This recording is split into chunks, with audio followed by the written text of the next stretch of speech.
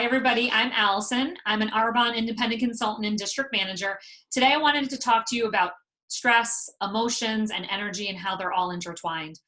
Outside of Arbonne, I have an energy healing practice. I'm a certified Reiki master teacher as well as a certified emotion code practitioner. So every day I'm dealing with energy and emotions and helping clients release their trapped emotions. So when I was thinking about what we're all going through right now with stress and emotions that are coming up that we may or may not be processing, I was thinking about, well, what does that stress look like for each of us? And it's going to look different for each individual, but it can show up when it comes psychologically and emotionally. It can show up as anxiety, irritability, feeling overwhelmed or unmotivated, constant worry, problems with your memory or concentration, as well as things like saying something that you didn't mean and you can't take back. And when it comes to how it shows up physically, it can show up with issues with our gut and our digestion, as well as headaches, whether they get worse or we are getting them now when we didn't have them before, as well as acne and other skin irritations. So some folks who have eczema, when they're more stressed out, that flares up. Others, when they go through stress, will have acne on their face.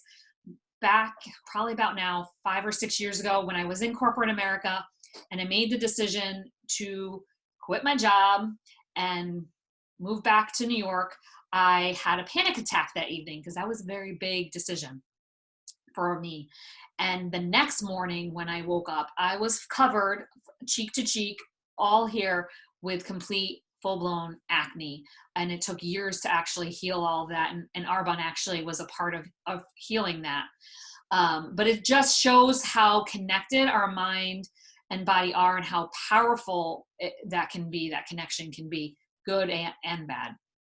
So some of the ways where we trap our stress, and everybody's probably experiencing this now or have in the past, are in our jaw. Like if we're clenching our jaw and we either are angry or frustrated and not speaking our truth, in the brow where we may be, again, overthinking or worrying or being angry. That is another one. And often the times that's the one I feel like we don't notice as much unless we're on now Zoom conferences and we can see ourselves. Our neck. I know everybody feels it in their neck and their shoulders. And another common one actually is in our hips. Now, because we're sitting down so much more, it's important to make sure we get up every hour or so from the couch or the desk chair, whatever chair you're using, and walk around. But it's another place that I often see, especially women, have a lot of trapped emotions show up in their hip and with hip pain. So it's something that we work on releasing. When it comes to our emotions, and when we don't fully process them, they can stay trapped in our body. So think of it as one emotion. Just think of one emotion you experienced today. And if you didn't process that emotion, it would get stuck. So that trapped emotion is a ball of energy that's now in your body. And it can show up physically, mentally, emotionally, and even spiritually.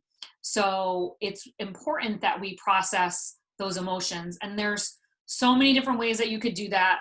And as we're navigating through this new normal, the one and most important thing that I say that we should do, whether it's now because of the coronavirus or even before and even after, will be to take care of yourself first, right? That is the most important thing that we can do. And I've experienced that. That's like from my personal experience, that once I took care of me, I had more self-love, more self-respect, had better boundaries, took just care of me first in so many different ways, is when I was able to be more present and be able to help people and saw a shift in my relationships. It's just so key. I could talk about that forever. It's really, really important to take care of yourself first. So, and that's on all levels: mind, body, soul, skin, on every piece. Express your feelings in appropriate ways, because holding that in, as I was saying before, really doesn't help you in any form. It'll actually make however you're feeling worse over time.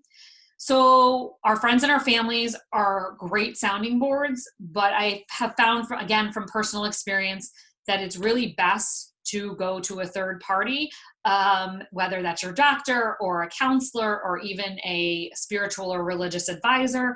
They're there and they're trained to, provide and support you as well. So another one of the things that, as I was kind of thinking about, well, what's really important to do as we're kind of going through just changes in our life and going through a lot of stress and new experiences, is to have forgiveness.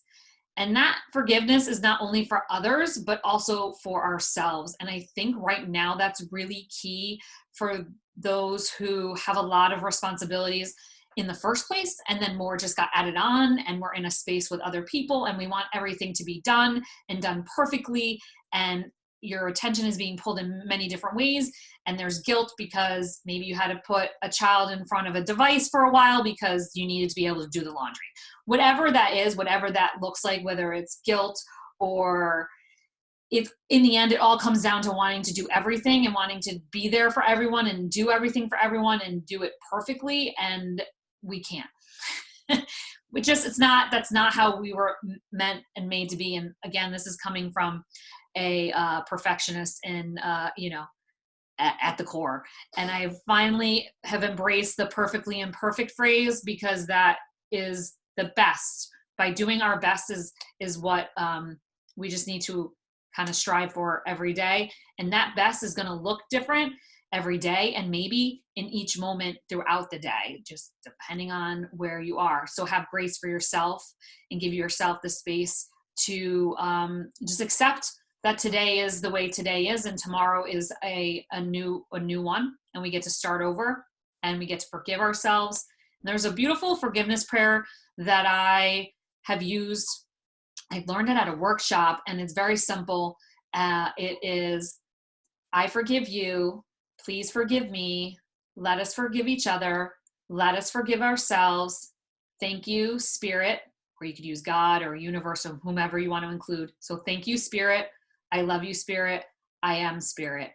And it's something that I will use when I feel like there's forgiveness that I need to have with others, as well as with myself. And so I'll set an intention at the beginning, and I'll say that, and I do that daily for, a couple weeks, let's say for a specific person. And it honestly makes a really big shift. Wherever there might have been resentment or anger or whatever you might have been feeling, going through this process, whether you don't even have to speak to anybody about it, it's just something you do for yourself, is really very, very, very powerful. And I think that forgiveness and doing that prayer for yourself is just as important. So anyway, I could talk about that again forever. So other ways that we can kind of navigate this new normal is trying to live a balanced life. And when I say balanced, I don't mean like everything's got to be 50-50 or equal. It's just, as a whole, we're taking care of all of the pieces, the mind, the body, the spirit, and just nourishing ourselves as best as we can. So focusing on what you're grateful for in your life, trying not to obsess about problems, especially the things that we cannot control, especially other people, having an awareness for how you're feeling without any judgment, feel all those feelings and those emotions, kind of get curious to what's going on and what that's about.